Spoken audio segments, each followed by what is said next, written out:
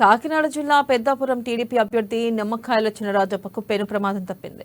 ర్యాలీగా వస్తున్న సమయంలో చినరాజప్ప ప్రయాణిస్తున్న వాహనం అదుపు తప్పి డివైడర్ను ఢీకొట్టింది. దీంతో చినరాజప్పకు స్వల్ప గాయాలయ్యాయి. అయితే అనుచరులు అప్రమత్తమై వెంటనే కాపాడారు. దీంతో పెను ప్రమాదం తప్పింది.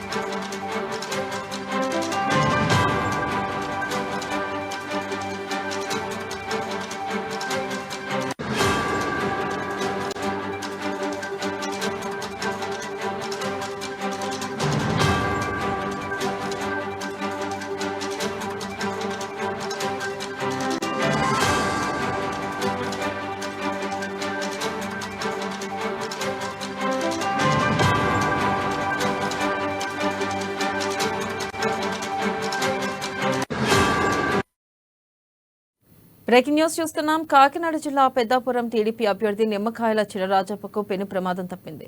ర్యాలీగా వస్తున్న సమయంలో చినరాజప్ప ప్రయాణిస్తున్న వాహనం అదుపు తప్పి డివైడర్ను ఢీకొట్టింది.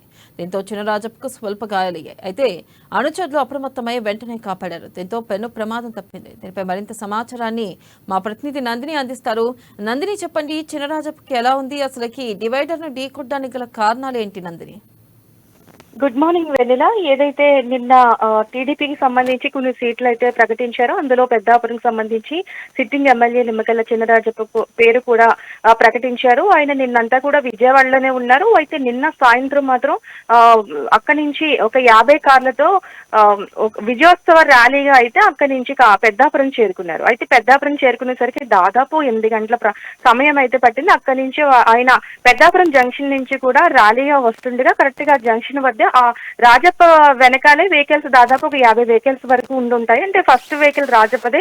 అయితే ఏదైతే రాజప్ప ప్రయాణిస్తున్న వెహికల్ ఏదైతే ఉందో ఆ కారుకి అయితే ఒక బండి సడన్ గా అడ్డు రావడంతో అప్రమత్తమైన డ్రైవర్ ఒక్కసారిగా బ్రేక్ వేయడంతో పక్కనున్న డివైడర్ ని అంటే దాన్ని క్రాస్ చేసేసరికి డివైడర్ ని గుద్దాడు. డివైడర్ ని గుద్దగానే ఆ డివైడర్ పైకి అయితే కారు వెళ్ళిపోయింది. అయితే రాజప్ప గాని రాజప్ప కారులోనే ఉన్నారు డ్రైవర్ గాని, అలాగే రాజప్ప వెనకాల ఇంకొక ఇద్దరు ఉన్నారు కార్యకర్తలు. వాళ్ళు కూడా ఎవరికి కూడా గాయాలు కూడా కాలేదు. వెంటనే అంటే ధృతిలో పెను ప్రమాదం తప్పిందని చెప్పాలి. ఎందుకంటే గతంలో కూడా రాజప్ప మాజీ హోంమంత్రిగా ఉన్నప్పుడు ఆయనకి 2019లో కూడా ఒకసారి ఇదే పరిస్థితి అయితే వచ్చింది. కానీ అప్పుడు కూడా నిజంగా చెప్పాలంటే ఈ ప్రమాదం నుంచి బయటపడ్డారనే చెప్పాలి. ఇది రెండోసారి కూడా అటువంటి సిచ్యువేషన్ అయితే వచ్చింది.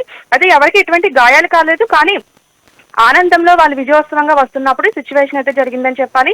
అయితే పక్కన వేరే కారులో ఎక్కించి రాజప్ప అయితే తన ఇంటికి అయితే వెళ్లిపోయారు. అయితే వెంటనే అలాగే చంద్రబాబు కావచ్చు, టీడీపీ కీలక నేతలంతా కూడా ఫోన్ లో పరామర్శించారు. అంటే తనకి ఎటువంటి గాయాలు కాలేదు, తను బానే ఉన్నానని చెప్పేసి రాజప్ప కూడా చెప్పడం జరిగింది.